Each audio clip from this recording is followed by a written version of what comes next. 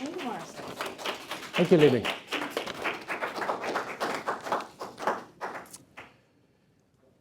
Good morning, Toastmasters. What an act to follow.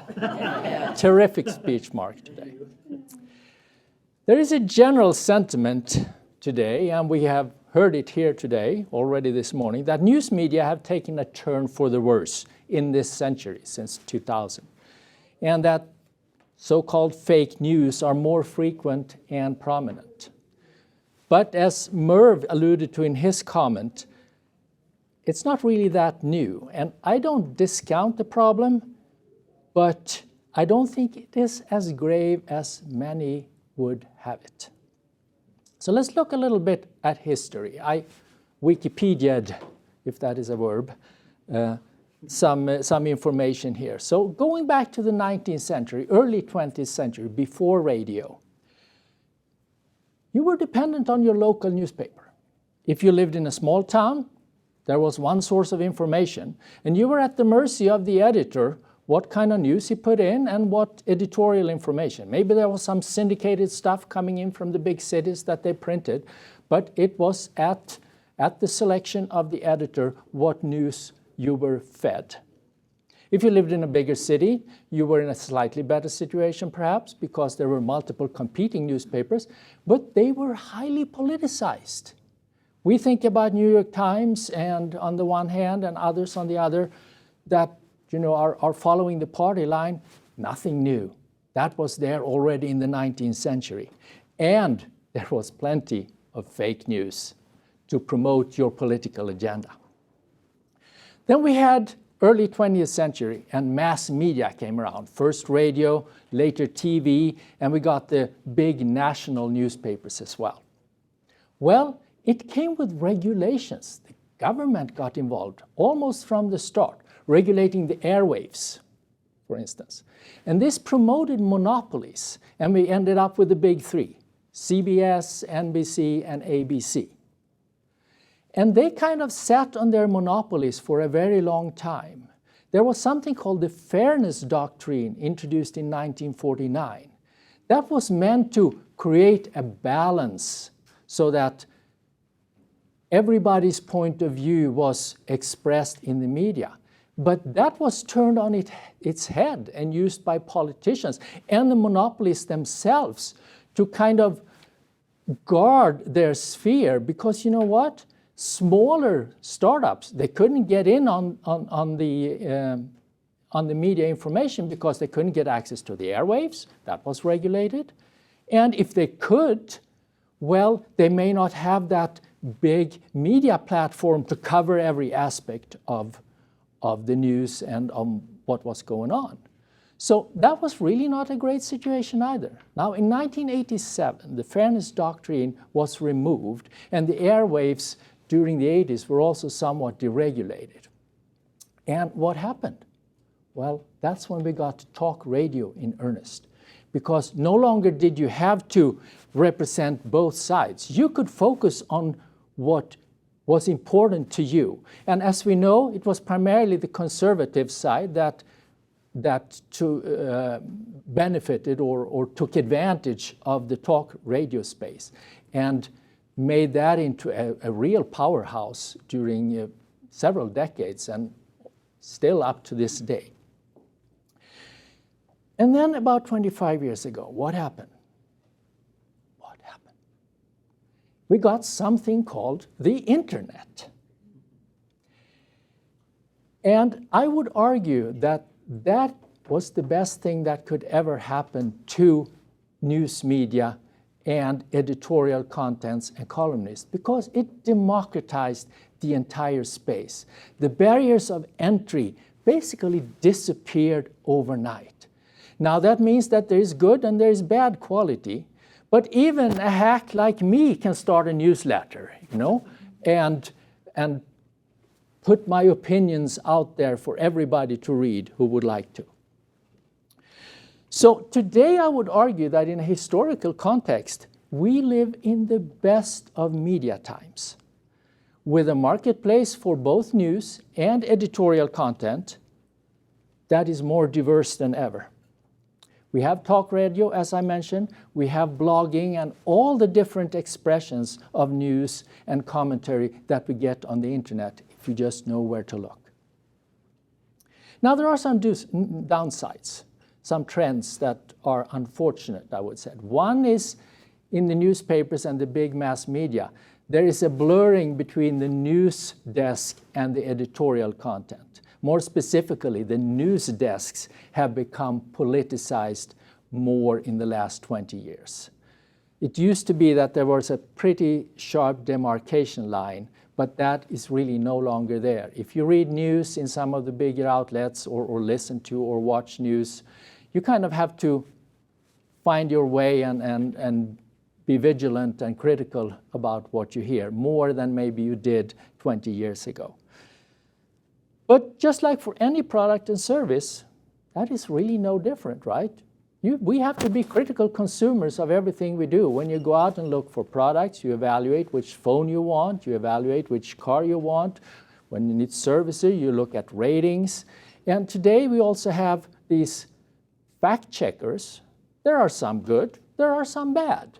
But the phenomenon of fact checking is providing some checks and balances. And that will continue to evolve. The ones that are not so good, they will probably not survive. The others may thrive, and we will see new types of fact checks coming on the market. But the days when you sat down at 6 o'clock and watched the news and that was it, they're gone. They are not here any longer. So how should we approach the news? Well, we've actually heard quite a few examples here from people in their introductions today, so I may be knocking in some open doors already here, because this is probably a more educated crowd than most out there. It may sound like a cliche, but consume critically. And one thing I wanted to point out here is to, for a given topic, think about the rest of the story. Think about what are some of the blind spots in a particular story that you hear. What is not talked about? What is not covered? What guests are not invited to provide commentary? And what questions are not asked? It takes some getting used to, but that is often very valuable. And I think Luis touched on that in his introductory comments. Let me give you an example. Sri Lanka has been in the news. It's like teardrop little island off the coast of India. Because they have gone through an economic crisis and political crisis. The ruling family is out. They were voted off the island, if you like. And what was the reason? Well, it has been mismanaged for a long time. They took a lot of Chinese money to build infrastructure, and then the COVID hit. Tourism was wiped out, and they got in a foreign currency crisis. They didn't have money to pay for the stuff that they wanted to buy.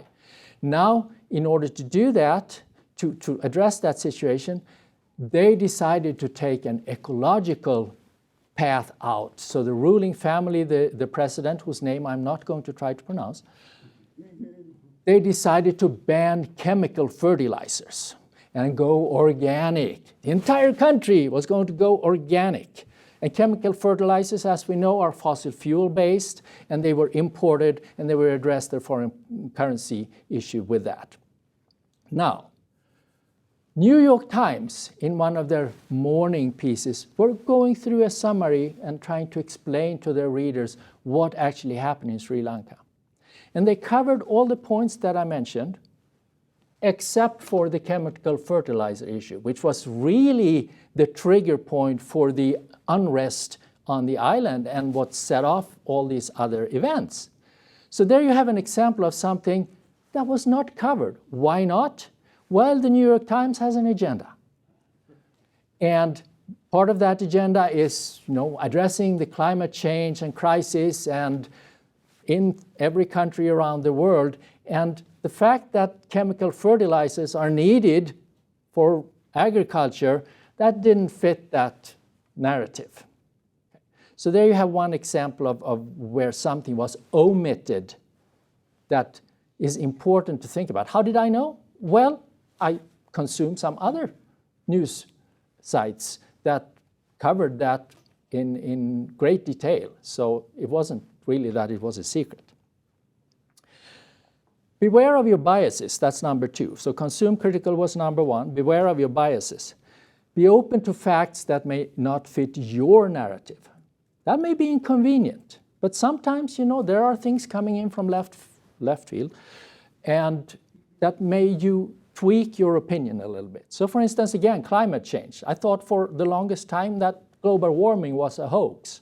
Well, I actually think there is some global warming going on, but still a question of how much is human-induced, and number 3, how bad is it really, and what people who are promoting that it's really bad, they completely disregard the fact that fossil fuels and everything fossil fuels based has brought us immense benefits, and we can't just get rid of that. So that's one example of beware of your biases and adjust your viewpoints if you find the facts, real facts that requires it. And then consume what you don't agree with. This is kind of an intellectual exercise. If you're right-leaning, tune into or read New York Times, Washington Post, Huffington Post, CNN, MSNBC, or something like that, just to exercise your mind. It may be gut-wrenching, it might be really annoying, but sometimes it's good to spend a few minutes. And actually, it's more important to look at their editorial content, their columnists, than maybe the news side of it. So that's one thing. And if you're left-leaning, do the same thing. Look at Fox News, Newsmax, or one of the other outlets. And you don't have to subscribe to cable for this. They all have websites where you can read everything that they talk about in real time. All right, so what do I consume? Let me give you a few examples. Number 1, what I'm not consuming. Like Bolahan, I tuned out of cable and the major network news many, many years ago. Not only because of the content, but because I don't find it an efficient way of consuming news. I want to do it more targeted, reading, going for different things. Just sitting there and have something come up, and then you have a weather report every 10 minutes, that's just a complete waste of time. And I don't consume news on Facebook and Twitter. I look at pretty kittens and things like that, but it's not for news, not for me. And then under the headline of consuming things that you don't agree with, I used to use NPR for that, like Louise mentioned. Unfortunately, I think, and maybe some of you can confirm this, I think there has been a generational shift in NPR. The old guard, which were left-leaning, but they were at least good journalists, they seem to be gone. And now it's totally woke, and it's not even intellectually challenging to spot the blind spots, what they're not covering and things like that. It's so openly woke and leftist that I've lost interest. So what do I do instead? Well, I went to the New York Times. Mind you, I don't subscribe.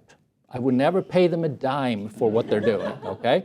But you can sign up for I have the morning newsletter. You get a daily thing. And that's where I saw that Sri Lanka story, for instance. I skim through it, and if there's something like interesting, I'll read it a little bit more detail. They send me an opinion where I see the headlines of the columnists. That's normally enough. You don't read to need the details. I would have to subscribe to get to the details. But it kind of gives me a feel for what it is that they're presenting to their readers. Then we have a few things that I'm consuming for free and enjoy. One is a Substack newsletter called Common Sense. It's by a woman named Barry Weiss, Barry Weiss. You may have heard her. She used to be the editor of the New York Times. And she saw the writing on the wall that she would be canceled. So she left, started this Substack letter, doing great.